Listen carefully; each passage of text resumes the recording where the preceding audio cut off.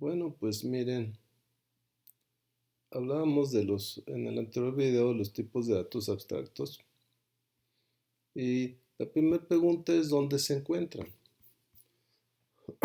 o dónde empezamos a tratar con ellos. Ya vimos que para construir programas necesitas hacer o escribir programas necesitas saber una buena estructura de datos o utilizarla, ¿no? ¿Dónde es donde empiezas a hacer programas? Pues en la etapa del diseño orientado a objetos. Cuando tú haces un programa, inicialmente los cuatro pasos que son de a fuercita es la especificación de requerimientos. En esta etapa se hace un documento junto con el usuario para ver qué requisitos funcionales debe de cumplir el programa que vas a hacer, este que está aquí. Esta especificación de requerimientos funcionales es, por ejemplo, decir que pues, el programa debe de tener una respuesta máximo de 1 segundo o de 2 segundos en web para cualquier tipo de asunto, de reporte, de consulta, etc. Eh,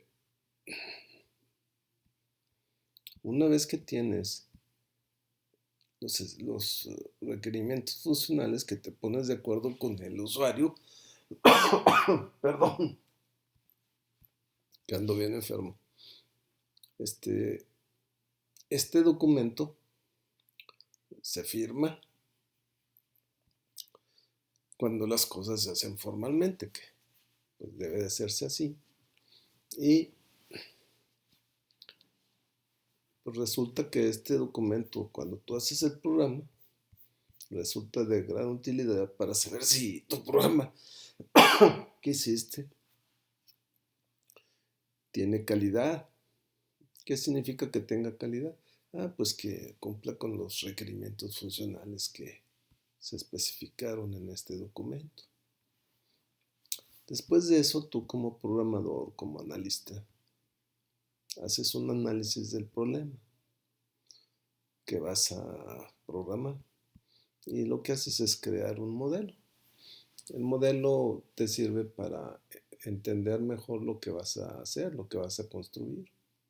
Ese modelo pues, se hace, pues, es un modelo orientado a objetos usando diagramas del UML. UML significa en español lenguaje de modelado unificado. Son diagramas que te permiten ver gráficamente, así como ¿verdad? Lo que es el sistema que vas a programar.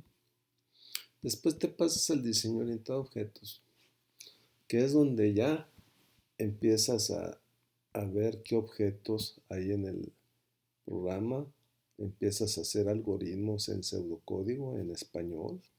Aquí no vas a programar nada en un lenguaje, porque todo este estudio te va a servir para cualquier tipo de lenguaje.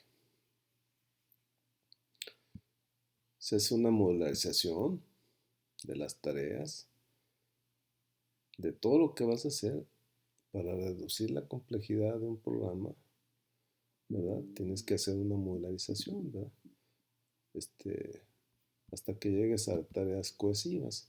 Una modularización es descomponer en módulos las partes de tu sistema que vas a hacer, de tu programa que vas a hacer. Por ejemplo, aquí tenemos estos módulos. Por ejemplo, si voy a visualizar la lista de un grupo seleccionado, calcular el número de aprobados y reprobados, calcular por medio de cada grupo, leer datos de los alumnos de cada grupo, leer los datos de los grupos, pues todos estos son los módulos de tu programa. Entonces lo tienes de manera gráfica y puedes ir haciendo cada módulo. Esto se llama ingeniería de software. Por ejemplo, leer los datos de los alumnos de cada grupo a lo mejor requiere leer la clave del grupo, o validar que el grupo haya sido dado de alta y leer los datos de los alumnos y guardarlos.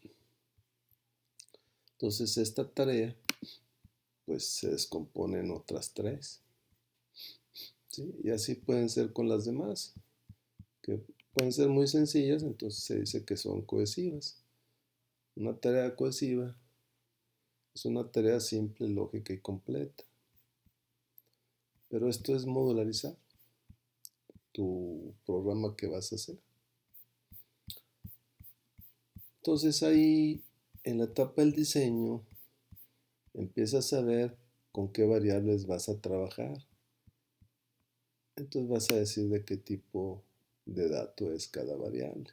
Y aquí es donde trabajas con tipos de datos abstractos. Por ejemplo, si una variable es un arreglo, pues es un arreglo. Si una variable es un entero, va a ser entero, así en español. Si una variable es cadena, va a ser cadena. ¿Sí? O sea, todo en español. Y aquí es donde empezamos a hablar de pilas, de colas, de árboles, etcétera, ¿no? Archivos, planos, ¿sí? Entonces los algoritmos se hacen en pseudocódigo, los tipos de datos abstractos, tú los generas, están en tu mente, tú los haces y, y tú defines funciones lógicas de acceso sobre ellos.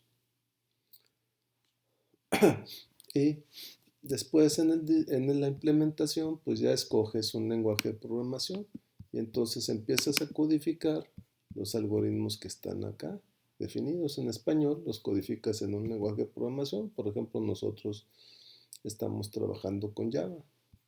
Y los tipos de datos abstractos sufren una transformación a una representación con tipos de datos predefinidos del lenguaje. ¿Qué tipos predefinidos del lenguaje conoces? Pues el int, el float, el doble, en Java, ¿verdad?